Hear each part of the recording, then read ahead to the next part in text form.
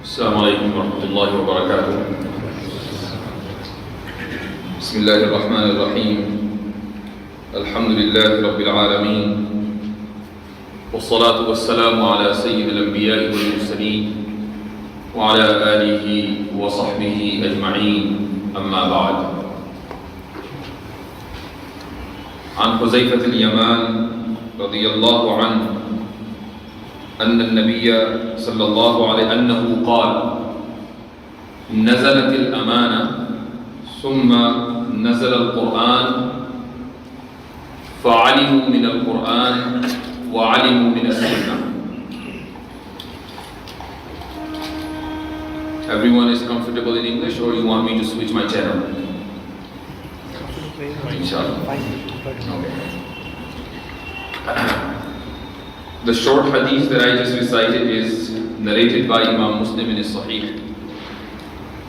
Huzaifa radiyallahu anhu is one of those companions who has his specialty in those ahadith that are related to the science of the Day of Judgment.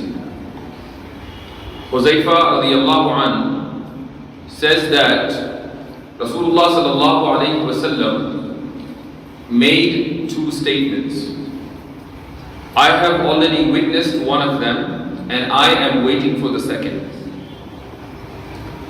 The first that I have already witnessed is that amana, meaning honesty, was revealed in the hearts of people. ثُمَّ نَزَلَ الْقُرْآنِ, and after that Quran was revealed.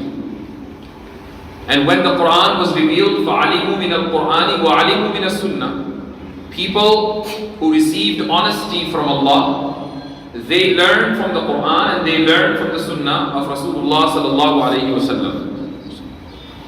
So Huzaifa is saying that I have witnessed, I've seen those people who received honesty from Allah Azza wa Jal, and Allah subhanahu wa ta'ala made their hearts ready to accept Iman, and they very easily accepted Iman.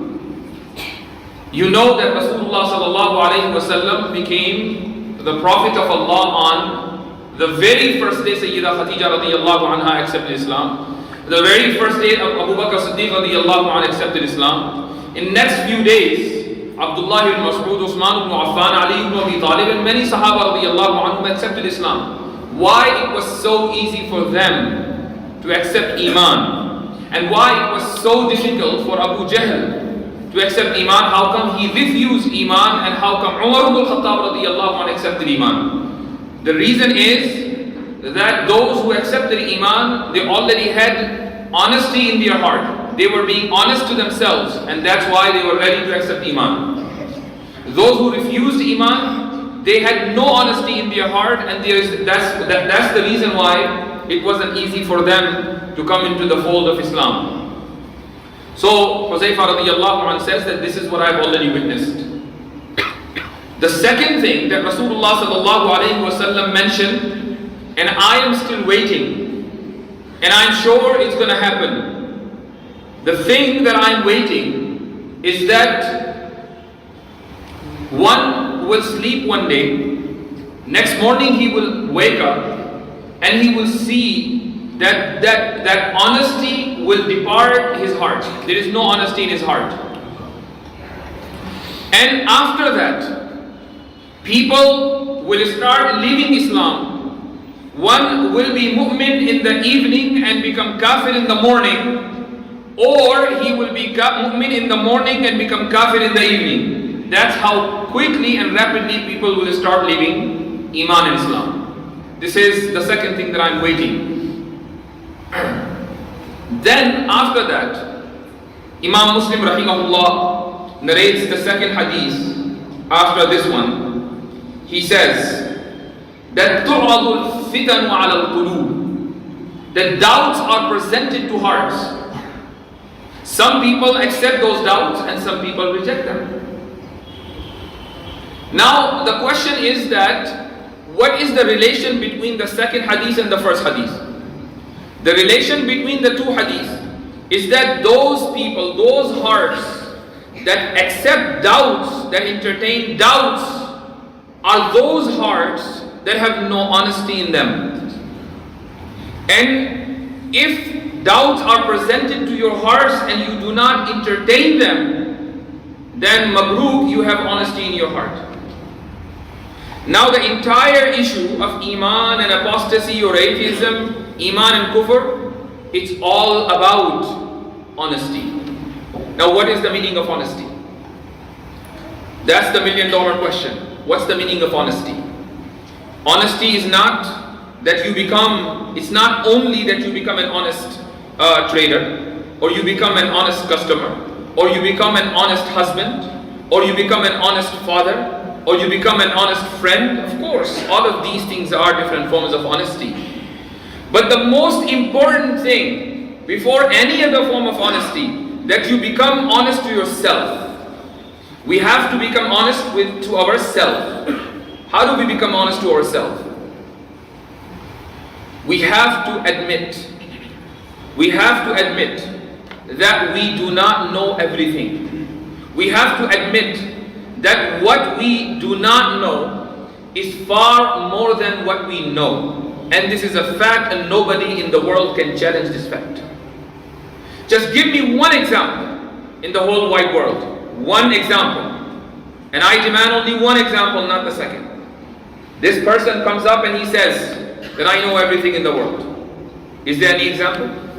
Is there anyone who can make this claim? And if he makes this claim, will you not call him the biggest fool in the world? Of course you will. There is no one in the world who claims today that he knows everything. It doesn't matter what is your status in your profession. You are the biggest doctor of your city. You're the biggest engineer of your city. You're the biggest professional, IT professional of your city. You have your knowledge limited to that field. You may be a biggest doctor, but you have zero knowledge of how to construct a building. You may be the biggest architect, but then you have zero knowledge in medical field. You may be the biggest IT professional, then you have zero knowledge perhaps in the field of deen. You may be the biggest scholar of Islam, but then you have zero knowledge in the field of medical science. So nobody in the world has 100% knowledge. Nobody in the world can claim that I know everything. It means what we don't know is far more than what we know. Therefore, we have to admit our ignorance. We have to admit that we do not know everything. We have to be honest with ourselves. But unfortunately, we are not honest with ourselves.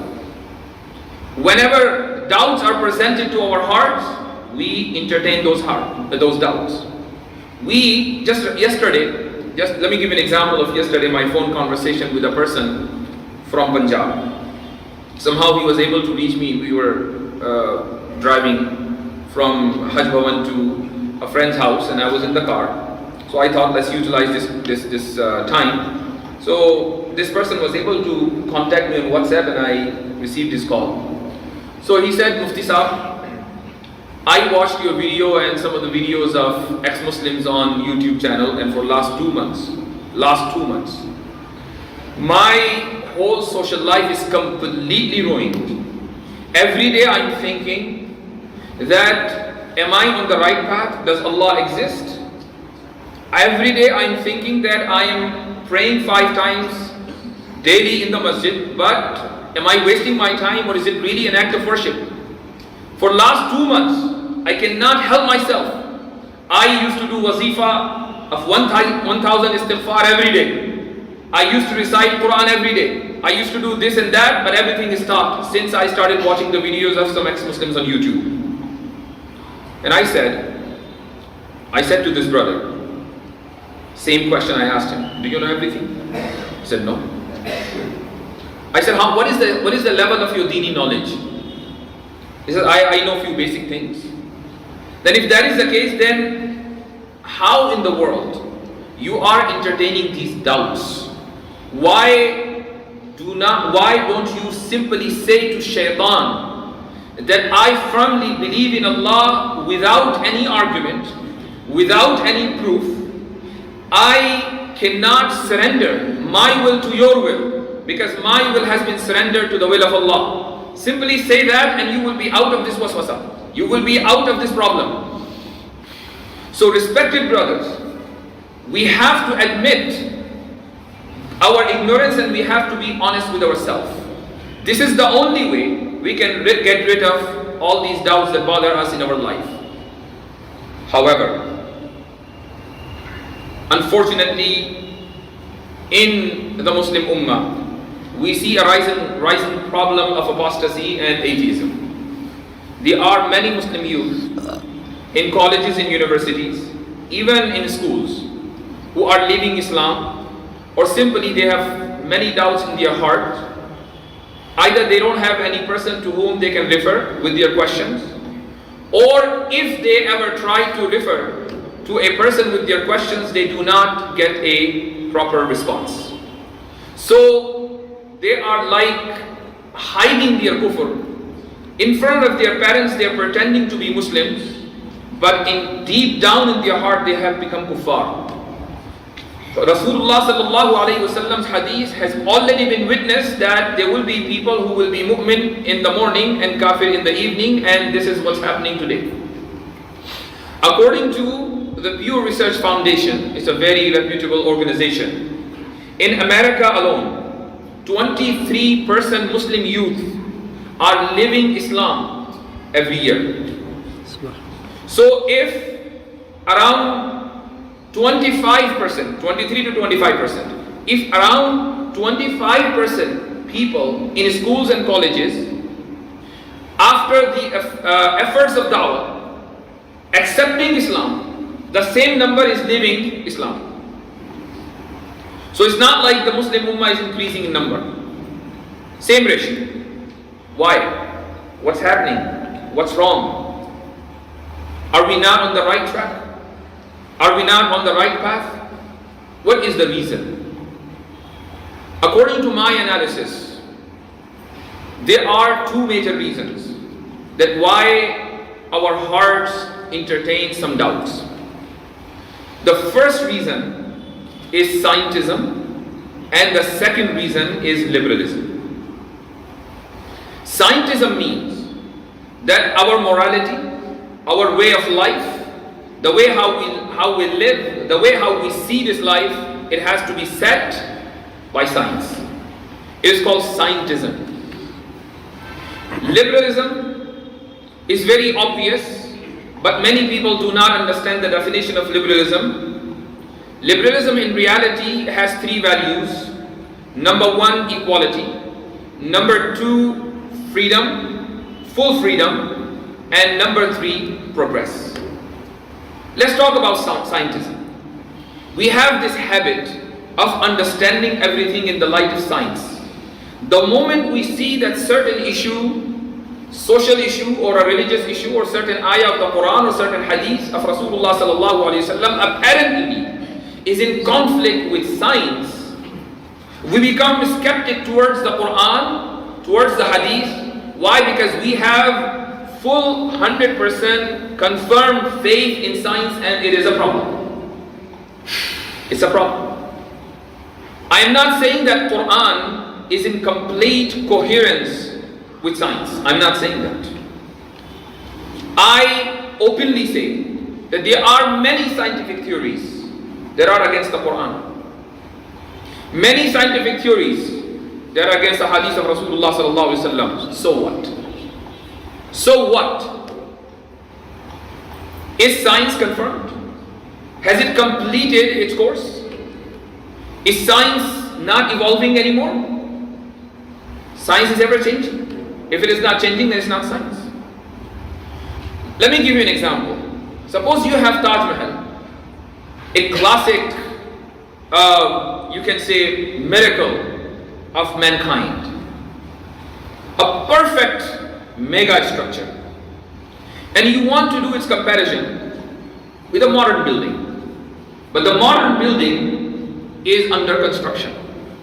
It says the work in progress. Is it morally and logically sound that you compare Taj Mahal with a building that has not been completed yet? The work is still in progress, and you are comparing Taj Mahal with that half-built building.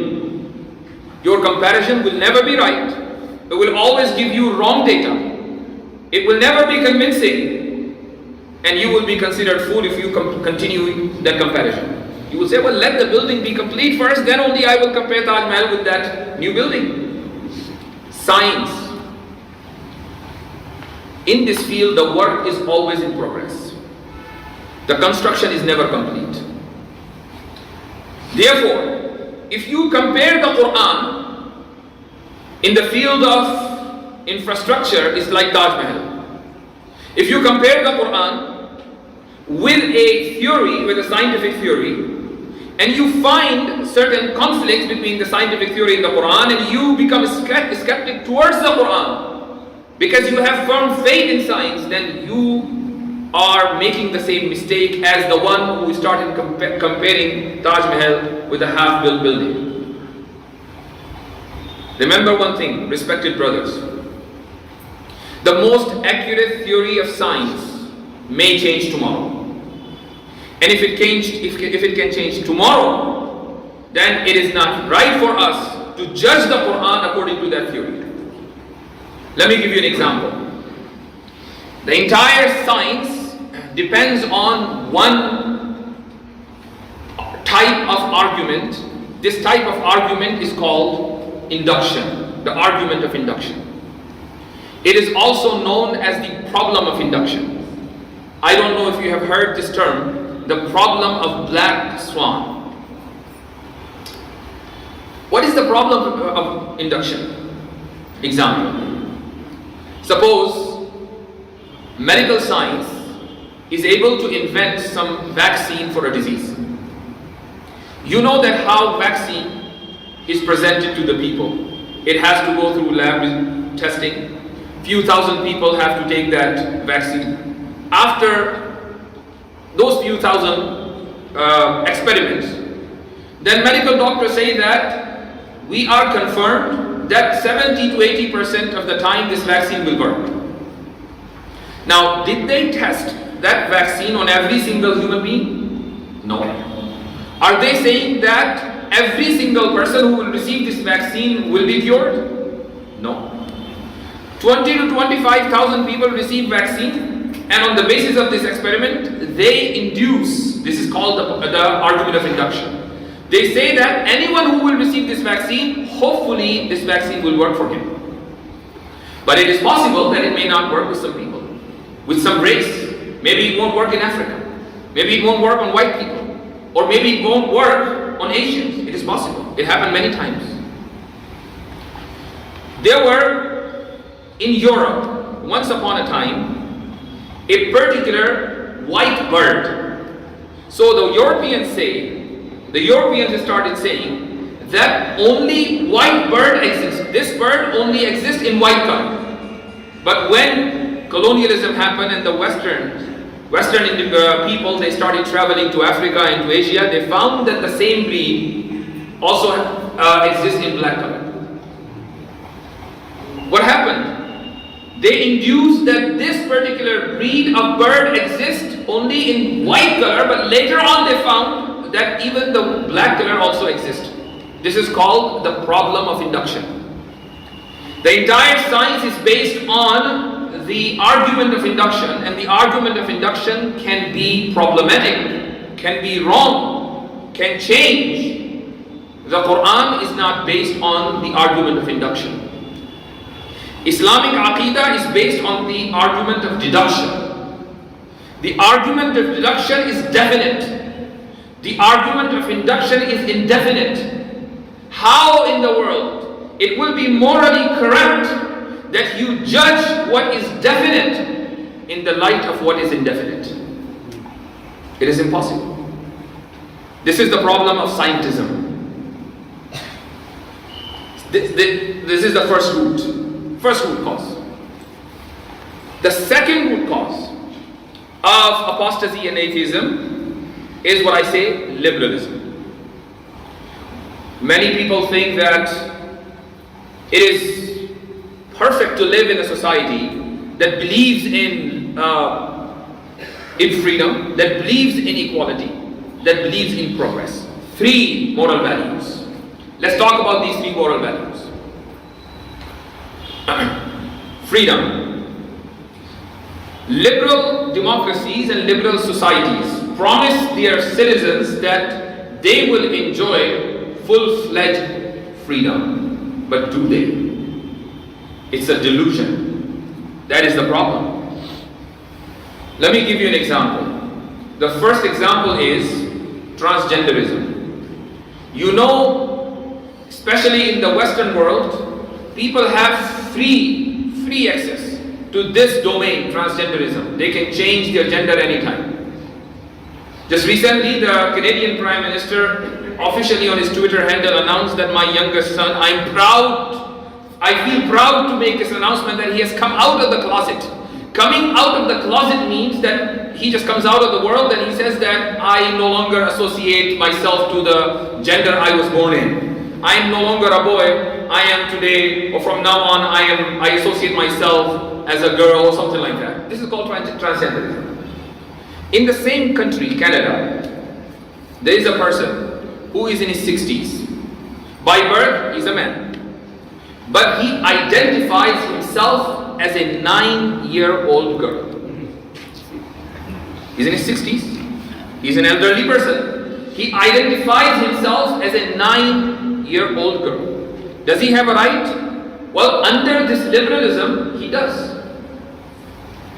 His will and his decision should be respected, and it is respected. But there is a problem. The problem is that if he commits a crime,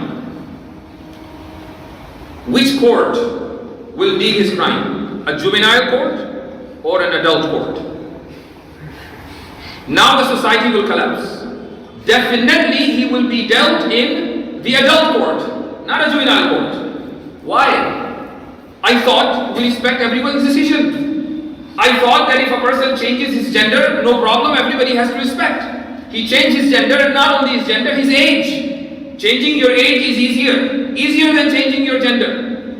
Then how come when it comes to the criminal court, his case will not be dealt in the juvenile court, rather he will be considered as an adult? Second example, a man, a muscular man. He says that from now on, I identify myself as a woman. And he also plays in certain sports. So you think he will be joining in a men's team or women's team? If he will join a women's team, then he will be definitely a winner. He's never losing. Because on the other side, there will always be women. And this guy is a muscular man who identifies himself as a woman. So what will happen in this case? He will always be, 100% of the time he will be the winner.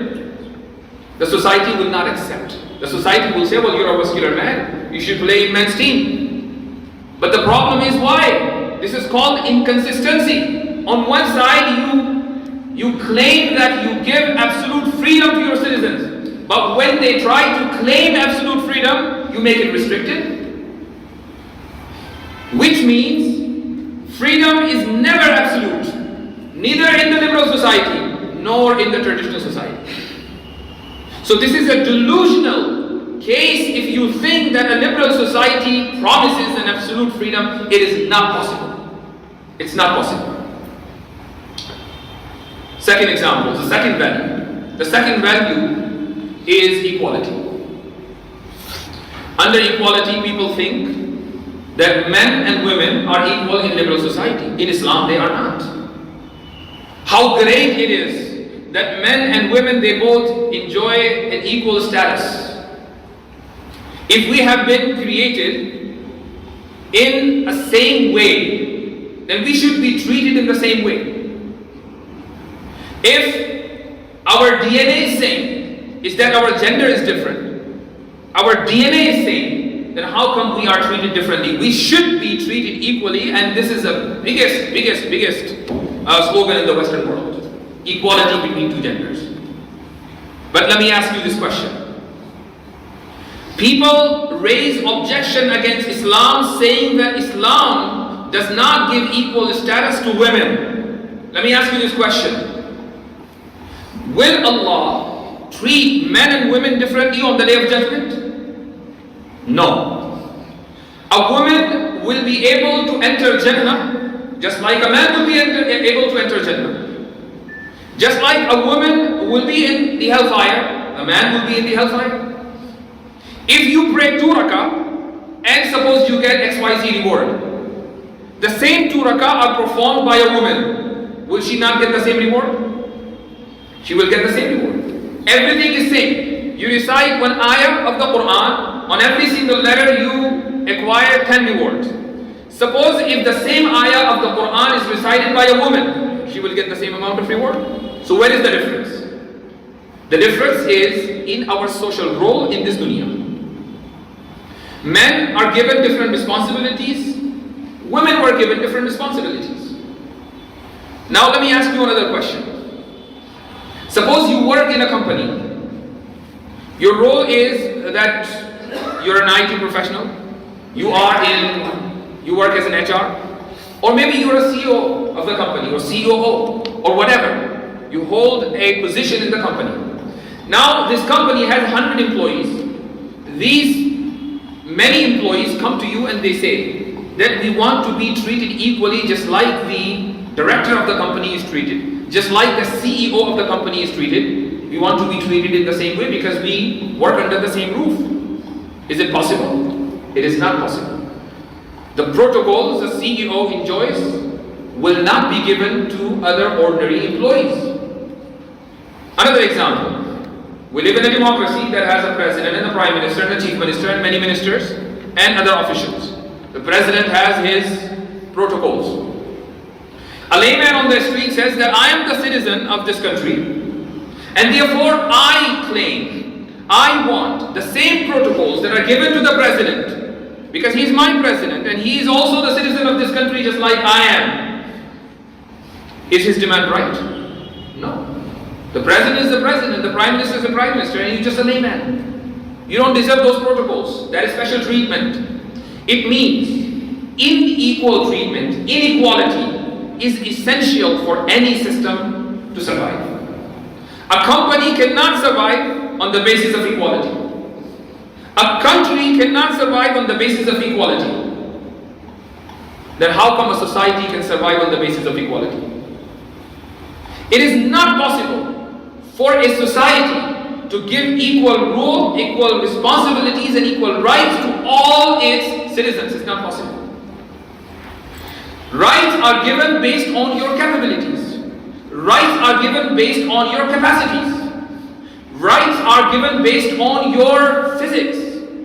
Rights are given based on your mental capacity, based on your different emotions. Women are emotionally different than men. Physically they are different than men. Therefore their rights are different than men. Just because they have different rights does not mean that they are second-class citizens. Just because they have different rights it doesn't mean that Islam mistreats them.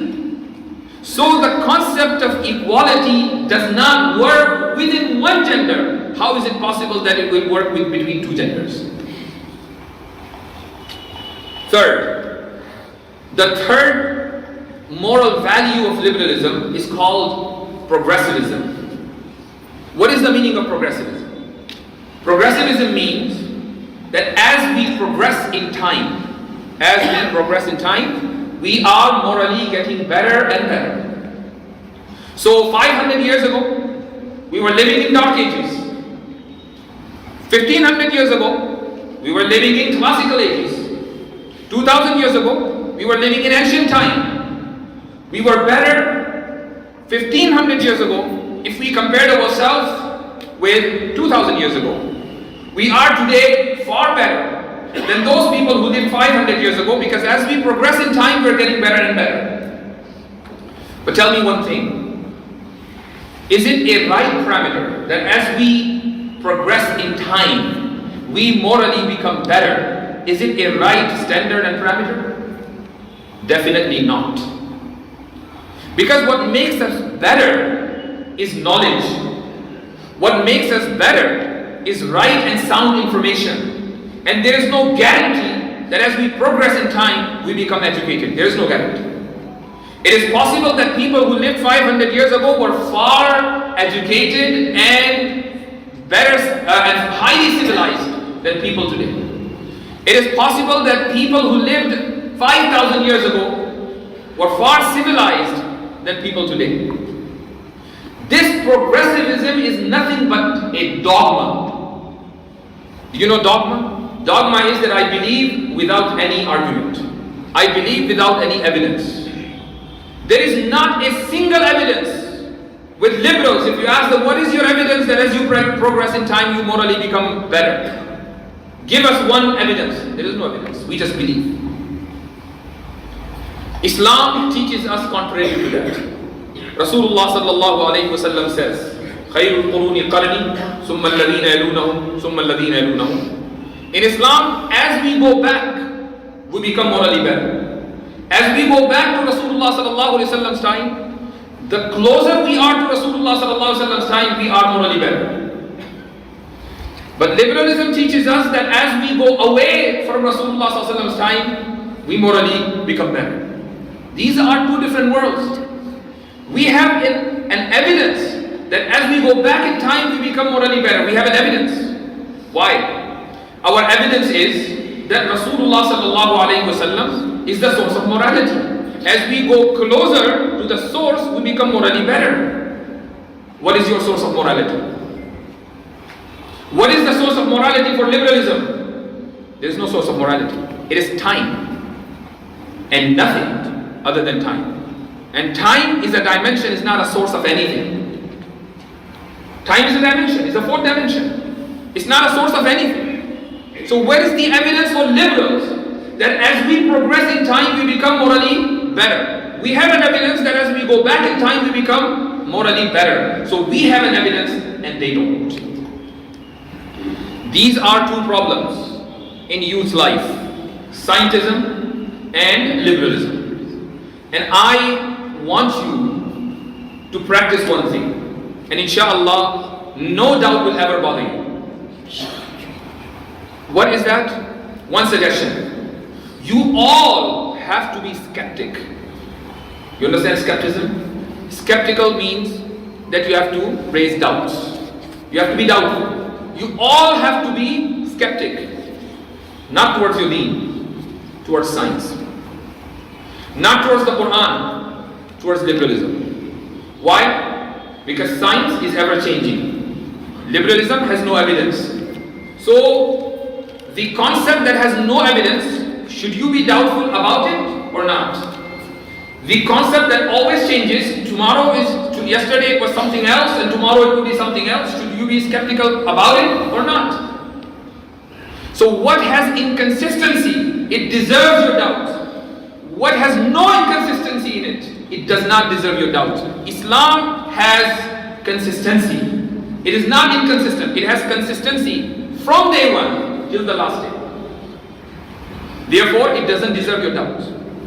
Science is always inconsistent. I'm not saying science is bad.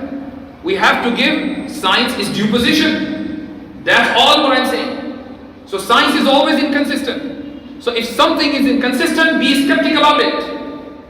And something that is consistent, you don't have to be skeptical about it. But what's happening? Because we live in the age of scientism and we think that science is a religion which will never change, we start having doubts about the Quran and Sunnah. May Allah subhanahu wa ta'ala save us from all those doubts. May Allah subhanahu wa ta'ala save our iman, and may Allah azza wa jal raise us among mu'mineen, and may Allah subhanahu wa ta'ala save us from apostasy and atheism.